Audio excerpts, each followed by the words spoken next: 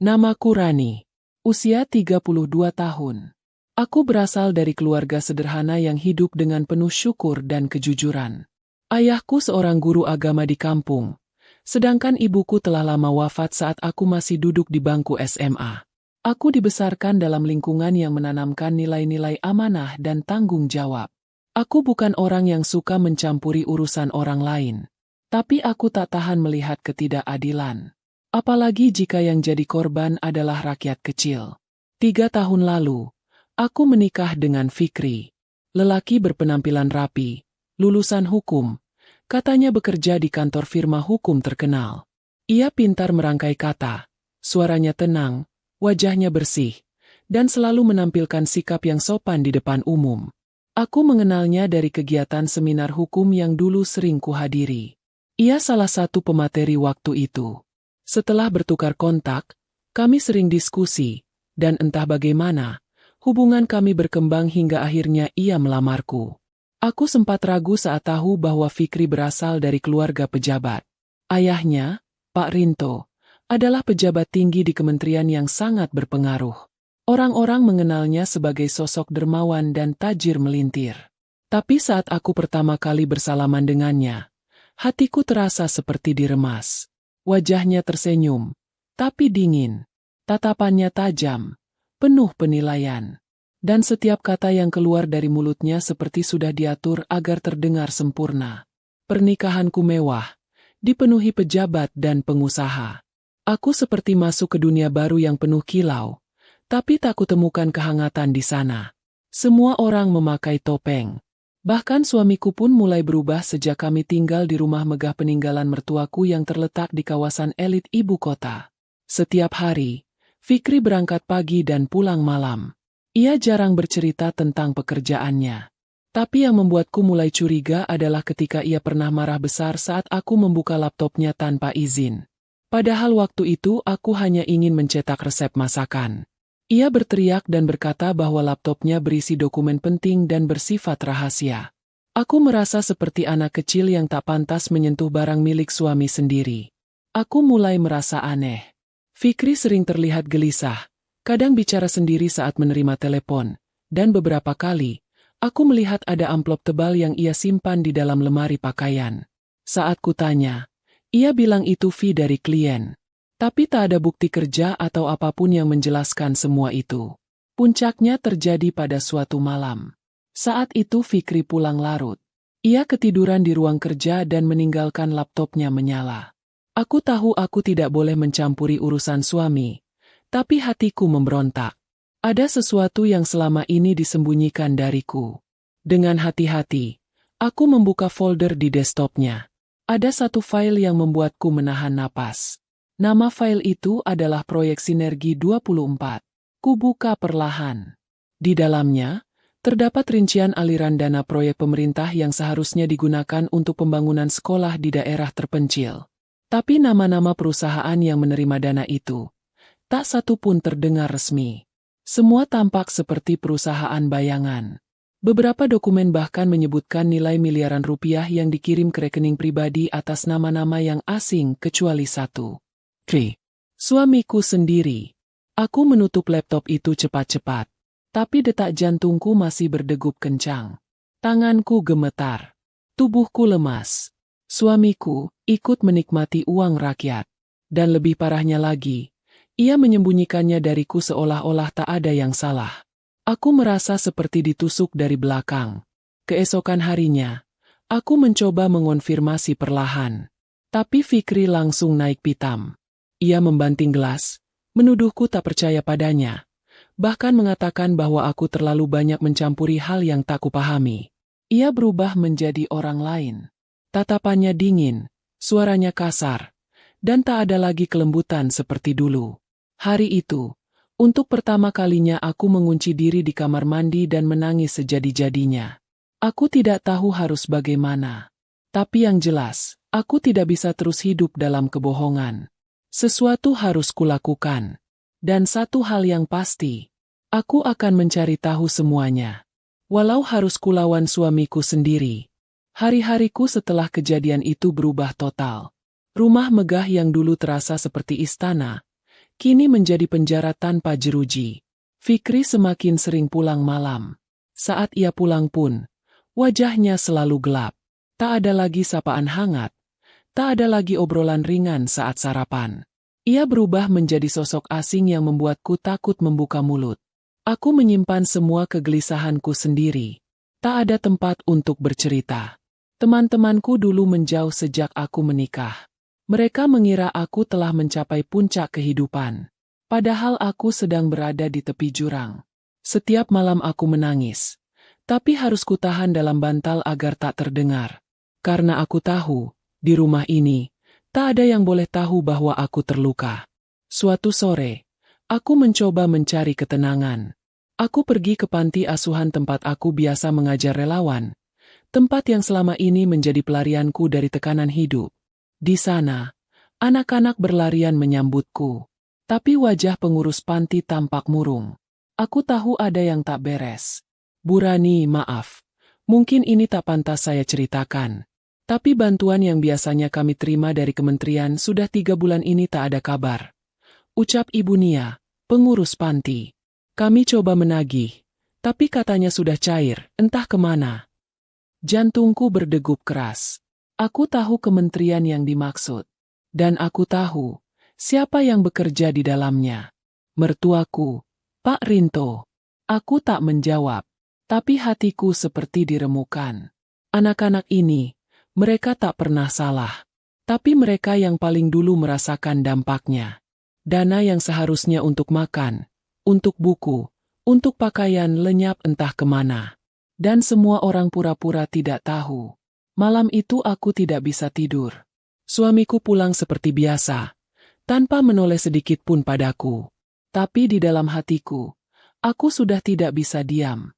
Ada api yang mulai menyala. Dan aku tahu, aku tak bisa memadamkannya begitu saja. Keesokan harinya, aku mulai menyusun rencana. Aku tak boleh ceroboh. Lawanku bukan orang biasa. Ini bukan hanya soal Fikri, tapi juga Pak Rinto, pejabat senior yang punya koneksi kemana-mana. Jika aku salah langkah, aku bisa dikorbankan. Atau lebih buruk, aku bisa dilenyapkan. Aku mulai mencatat semua hal mencurigakan yang kulihat. Jadwal kerja Fikri, nama-nama proyek yang ia bicarakan lewat telepon, bahkan nomor rekening yang pernah kulihat di laptopnya. Aku diam-diam mengunduh data dari flash disk yang selalu tergantung di kunci mobilnya. Di dalamnya, kutemukan dokumen-dokumen yang membuatku hampir muntah. Bukti korupsi berjemaah. Ada proyek jalan yang tak pernah dibangun, sekolah fiktif, dan dana bantuan sosial yang hanya jadi angka di atas kertas. Semakin aku membaca, semakin aku sadar mereka tak hanya merugikan negara. Mereka mencuri harapan. Mencuri kehidupan dari orang-orang miskin yang tak punya suara.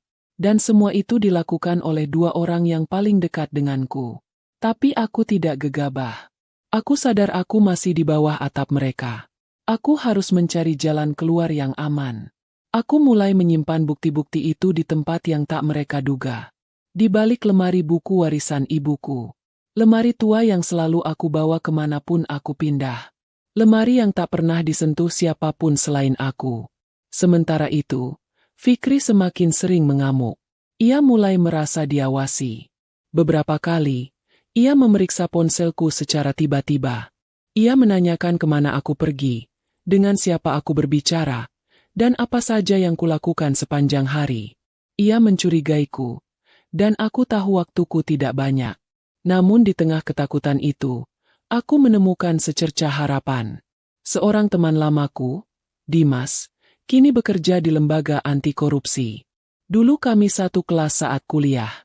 Ia orang yang jujur dan teguh. Diam-diam, aku mulai menjalin komunikasi dengannya. Tak banyak yang kubocorkan, tapi cukup untuk menarik perhatiannya. Rani, kalau apa yang kamu bilang itu benar, kamu bisa bantu banyak orang. Tapi kamu harus siap. Ini bukan perkara kecil. Aku mengangguk. Di layar ponsel, aku melihat pantulan wajahku sendiri. Wajah yang tak lagi takut. Wajah seorang istri yang siap melawan suaminya sendiri.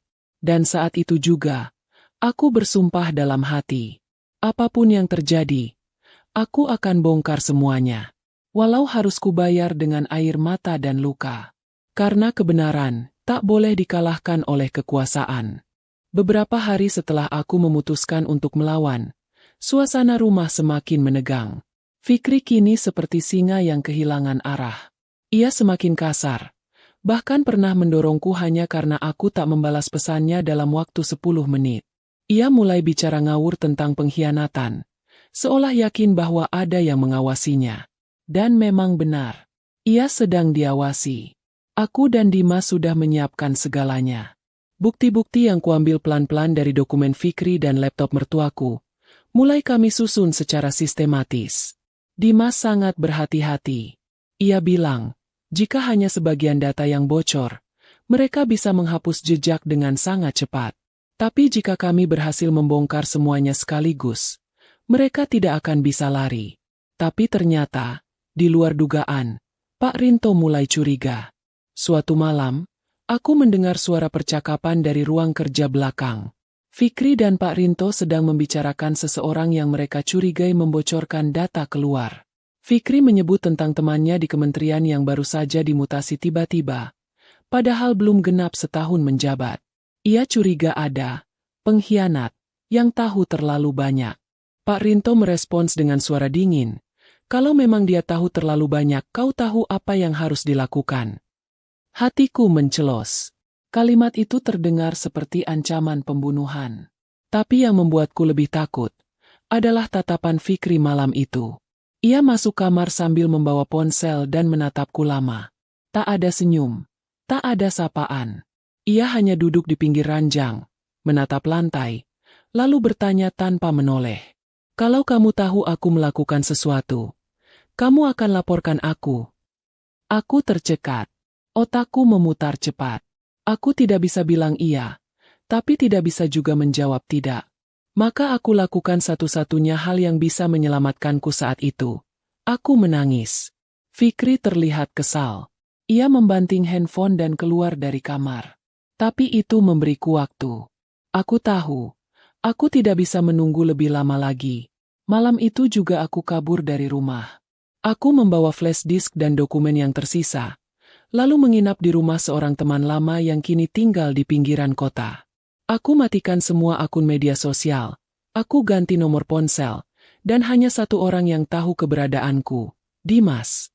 Dari tempat persembunyian ini, aku dan Dimas menyusun rencana akhir. Semua data sudah kami serahkan ke pihak berwenang.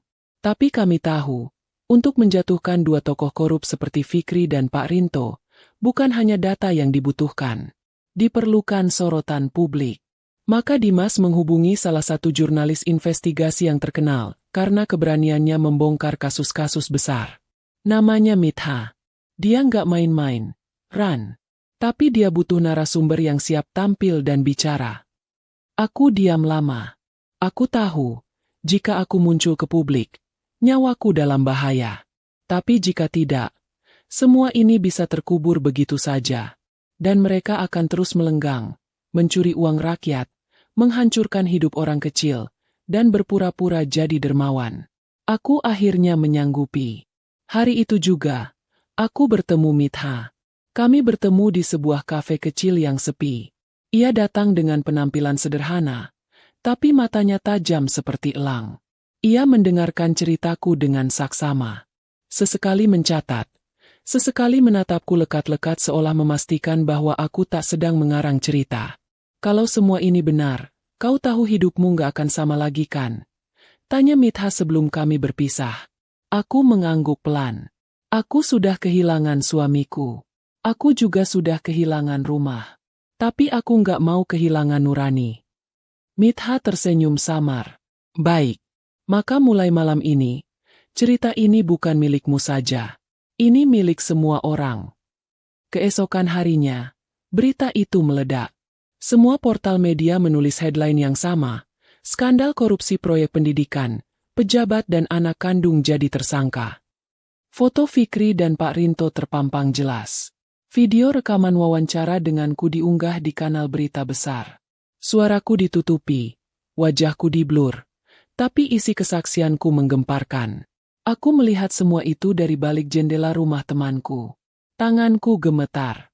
Aku tahu, ini baru permulaan. Aku belum aman.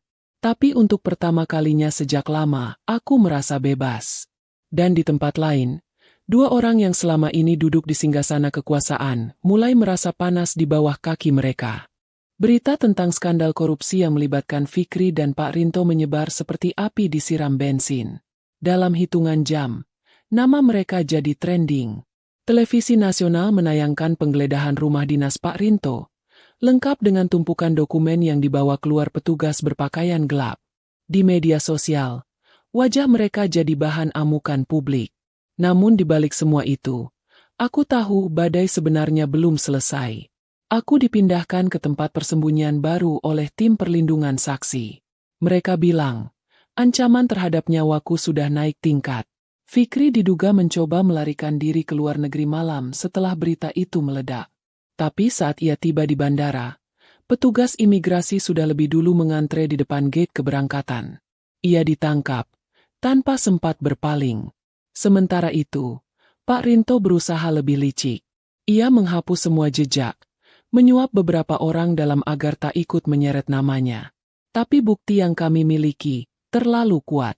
Rekaman, dokumen, bahkan transfer dana ke rekening atas nama orang suruhan yang semuanya bisa ditelusuri balik ke dia. Tak lama kemudian, Pak Rinto dinyatakan buron. Kantor tempat ia biasa duduk megah kini kosong. Para kolega yang dulu selalu menyambut dengan senyum, kini membisu. Wartawan mengepung rumahnya, tapi tak ada satupun pintu yang terbuka. Bahkan anak-anaknya yang lain, diam 1000 bahasa.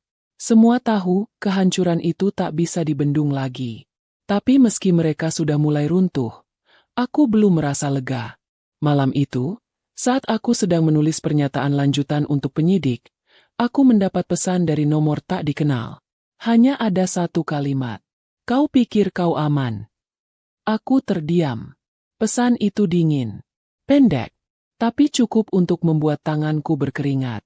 Aku tunjukkan pesan itu pada Dimas dan tim perlindungan saksi.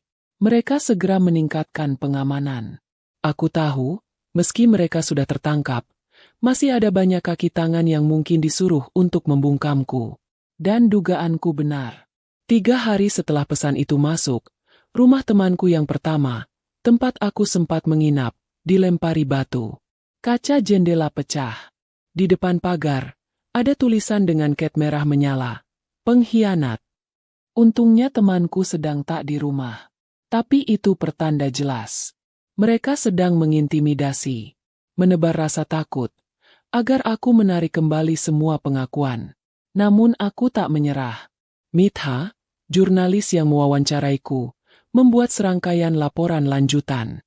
Ia menggali lebih dalam jaringan korupsi yang ternyata melibatkan lebih dari 2 orang. Nama-nama baru mulai bermunculan. Pejabat-pejabat lain yang selama ini dianggap bersih, satu persatu masuk dalam radar investigasi. Apa yang semula terlihat seperti kasus keluarga, kini menjelma menjadi skandal nasional. Dan aku, hanya seorang istri yang selama ini dianggap tak paham dunia luar, kini jadi saksi kunci. Saat aku kembali duduk di ruang penyidikan, para petugas mendengarkan dengan serius setiap detail yang aku ceritakan. Mereka tak lagi melihatku sebagai sekadar perempuan yang dilukai suaminya, tapi sebagai seseorang yang berani menggulingkan sistem yang selama ini busuk. Namun di balik semua keberanian itu, ada luka yang masih menganga. Aku masih mengingat bagaimana Fikri dulu menyebutku, cinta sejatinya. Bagaimana Pak Rinto dulu memanggilku, anak perempuan, kesayangannya. Semua itu kini terasa seperti mimpi buruk. Mereka bukan hanya menghancurkan kepercayaanku, tapi juga merusak hidup banyak orang demi kekayaan yang tak mereka bawa mati. Hari demi hari berlalu. Sidang demi sidang mulai digelar. Fikri duduk di kursi pesakitan dengan wajah penuh amarah. Ia menolak semua dakwaan, menyebut bahwa semua bukti direkayasa. Tapi publik sudah menilai. Mata mereka bukan lagi mata yang buta. Mereka tahu siapa yang jahat, siapa yang dijadikan tumbal, dan siapa yang akhirnya bangkit untuk melawan. Dan aku masih terus menunggu. Menunggu saat di mana hakim mengetuk palu, dan mengucapkan hukuman yang pantas untuk mereka. Saat di mana nama mereka tak lagi disebut dengan hormat, tapi dengan jijik. Saat di mana akhirnya keadilan benar-benar terasa nyata. Tapi aku juga tahu, semakin dekat dengan kemenangan, semakin besar harga yang harus dibayar. Karena saat kejahatan mulai jatuh, maka mereka akan menarik semua orang yang masih bisa mereka raih. Hari itu akhirnya datang. Pagi yang biasanya sepi, kini dipenuhi suara sirine dan kerumunan orang yang memadati halaman pengadilan. Media-media besar sudah bersiaga sejak subuh. Wartawan berlomba mendapatkan posisi terbaik untuk menyiarkan langsung sidang pembacaan vonis Fikri dan Pak Rinto. Dan di tengah kerumunan itu, aku duduk diam dalam mobil hitam yang kacanya tertutup gelap. Dimas ada di sampingku. Ia hanya mengangguk, memberi isyarat bahwa semuanya akan baik-baik saja. Tapi aku tahu, di luar sana, dua orang yang pernah mengatur hidupku akan melihat dunia mereka runtuh dalam hitungan menit. Fikri digiring masuk ruang sidang dengan tangan di borgol. Wajahnya tak lagi angkuh. Kemeja putihnya kusut, rambutnya tak tertata, dan matanya merah karena tak tidur semalaman. Sementara Pak Rinto bahkan lebih buruk. Ia terlihat lebih tua dari usianya. Wajah yang dulu selalu penuh senyum di depan publik, kini penuh garis amarah dan kegelisahan. Jaksa penuntut membacakan kesalahan mereka satu persatu. Proyek-proyek fiktif, dana pendidikan yang digelapkan, gratifikasi dari kontraktor, dan yang paling menyakitkan, ratusan anak-anak sekolah di pelosok yang batal mendapatkan bangunan layak karena uangnya dikorupsi oleh mereka. Fikri menggertakkan gigi. Ia menatap jaksa dengan mata penuh dendam, lalu berbalik melihat hakim, seolah ingin membantah. Tapi mulutnya terkunci. Sementara Pak Rinto lebih memilih menunduk, tak bicara sepatah kata pun. Lalu, hakim pun berdiri. Dengan suara tenang tapi tegas, ia mengetuk palu dan membacakan vonis. Fikri Rinto dijatuhi hukuman 18 tahun penjara, denda 5 miliar rupiah, serta pencabutan hak politik selama 10 tahun. Rinto Adiwijaya dijatuhi hukuman 25 tahun penjara, denda 8 miliar rupiah, serta penyitaan seluruh aset yang terbukti berasal dari korupsi. Terdengar sorak kecil dari luar ruang sidang. Tapi di dalam, hanya keheningan yang menggantung. Fikri menjerit, menyebut bahwa semua ini jebakan. Ia memaki-maki jaksa dan menuding semua orang sebagai pengkhianat. Bahkan menyebut namaku sambil berteriak penuh amarah. Rani, perempuan itu. Dia yang menghancurkan semuanya. Dia pengkhianat rumah tangga. Dia pengkhianat keluarga. Tapi tak ada yang peduli. Para petugas segera menarik tubuhnya keluar ruang sidang. Sementara Pak Rinto hanya berjalan pelan, seperti mayat hidup yang tahu ajalnya sudah dekat. Dunia yang dulu mereka ciptakan dengan uang dan kekuasaan, kini benar-benar hancur. Dan aku masih di dalam mobil, menangis tanpa suara. Bukan karena sedih, tapi karena lega. Semua luka, semua ketakutan, semua malam-malam penuh air mata, kini terbayar. Aku keluar dari mobil. Wartawan segera mengerubungiku, tapi Mitha yang berjalan di depan menghalau mereka. Ia memapahku ke tengah halaman, dan disitulah aku berdiri. Bukan lagi sebagai istri dari pejabat, bukan lagi sebagai perempuan yang hanya diam dan menerima, tapi sebagai saksi. Sebagai perempuan yang memilih untuk melawan. Beberapa hari kemudian, semua aset Pak Rinto disita negara.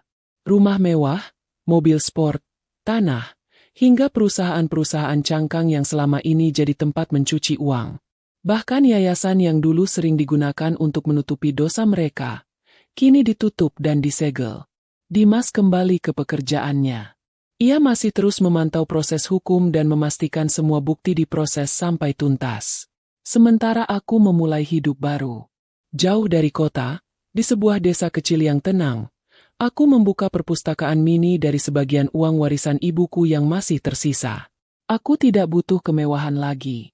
Aku hanya ingin hidup jujur. Hidup yang tidak dibangun di atas kebohongan dan kejahatan.